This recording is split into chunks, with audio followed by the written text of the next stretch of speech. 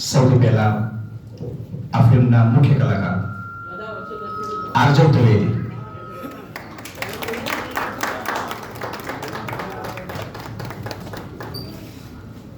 યોગિતા પટેલ,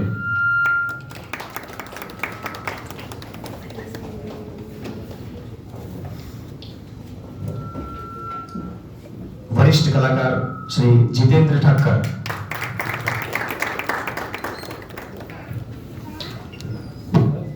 આવા સૌના લોકડાયરા કલાકાર ચેતન દૈયા,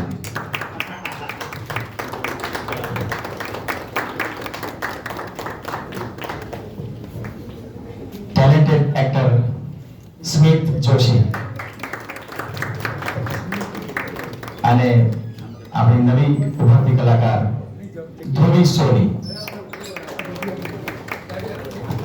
આ પાત્રો ફિલ્મના મુખ્ય પાત્રો છે અને આપ સૌને હું અમારા કલાકારોને please sir please have seat. તો ઉંમર આપણી ઘટી જાય એવું હું પોતે માનું છું. મારી સાથે કામ કરનારા અથવા તો ભણનારા મિત્રો ડોસા થઈ ગયા છે, ડોસીઓ થઈ ગઈ છે અને હજી હું નાની છોકરીઓ જોડે રોલ કરું છું.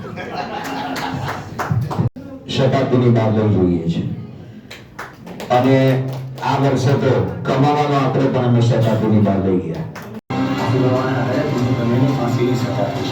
સાચે સાચું કહીએ છીએ, અમે કઈ નહીં કર્યું સાહેબ.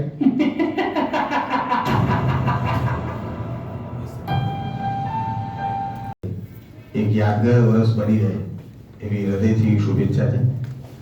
સૌ પત્રકાર મિત્રોને વંદન. કલાકાર તરીકે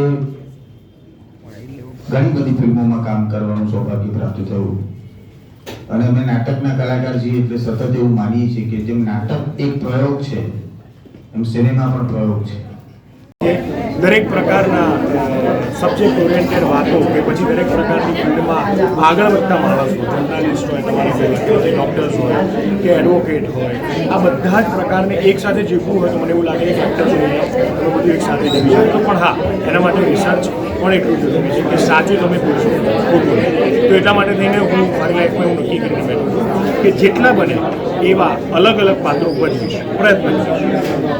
બહુ સરળ વ્યક્તિત્વ ધરાવતો એક માણસ છે, બહુ સીધો સાધો માણસ છે, સરસ જે હોય છે એની લાઈફમાં અચાનક એક એવી ઘટના બને છે કે જે ધારી નથી એને જ્યારે વિચાર્યું નથી એ પ્રકારની ધારણા વિરુદ્ધની ઘટના તમારા જીવનમાં જ્યારે બને ત્યારે તમે કેવી રીતે જીવનને આગળ વધારો છો એવું જીવન જીવતો ને એ પ્રકારની વાર્તામાં ભાગ ભજવતું પાત્ર એટલે આ મારું પાત્ર બ્લેક બર્થડેની અંદર તમને જોવા મળશે. 13મી ફેબ્રુઆરીએ જોવાનું. 13 ફેબ્રુઆરી અમારી ફિલ્મ આવી રહી છે બ્લેક બર્થડે અને ખૂબ સુંદર ફિલ્મ છે. પરિવારના બધા સભ્યો સાથે બેસીને જોઈ શકે અને દરેક વર્ગને તે ક્યાંક ને ક્યાંક પડે અને સ્પર્શે એવી આ વાત છે. અને યુવાધન નવું ટેલેન્ટ નવી વાત લઈને આવી રહ્યું છે અને ગુજરાતી પ્રજા ગુજરાતી સિનેમાને જે પ્રેમ આપ્યો છે એ થકી જ ગુજરાતી સિનેમા આજે ઉજ્જવળ છે. તો આ ફિલ્મને પણ આપ સૌ વધાવો એવી હું આશા રાખું છું. ખૂબ મજા આવશે આ ફિલ્મ 13 ફેબ્રુઆરી આપણા નજીકના સિનેમાઘરમાં બ્લેક બર્થડે જોવાનું ભૂલતા નહીં. તો ક્યાંક ને ક્યાંક જે રીતે સફળ થઈ રહ્યા છે એટલે જ નવા પ્રોડ્યુસર આવ્યા છે, નવી ફિલ્મો બનાવી રહ્યા છે, નવી વાર્તા લોકો સમક્ષ આવી રહી છે. એટલે ગુજરાતી સિનેમાને જેમ જેમ આગળ લઈ જવા દરેક કલાકારો પ્રયત્ન કરી રહ્યા છે એવો જ અમારો પણ એક પ્રયત્ન છે આ ફિલ્મ થકી ગુજરાતી સિનેમાને એક નવા શિખર પર લઈ જવાનો અને ગુજરાતી પ્રજાને પણ એક નવું પીરસવાનો આ પ્રયાસ. તો ખૂબ મજા આવશે, જોજો.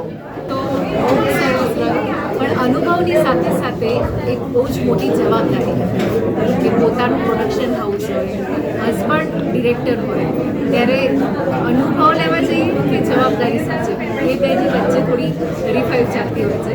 પણ અનુભવ બહુ જ સારો રહ્યો કારણ કે પોતાના હસબન્ડ જ્યારે ડિરેક્શન કરાવતા હોય તમારી સાથે ત્યારે એ જે ખુશી છે, જે આનંદ છે, જે એક્સાઇટમેન્ટ છે એ કંઈક અલગ જ હોય છે. અને અમારા પ્રોડક્શનની આ ફર્સ્ટ ફિલ્મ છે એટલે બહુ જ મજા આવી. બહુ જ બધી ઘણી બધી વસ્તુઓ છે જે કહેવા જેવું છે પણ હમણાં સમય નથી, પણ મજા આવી.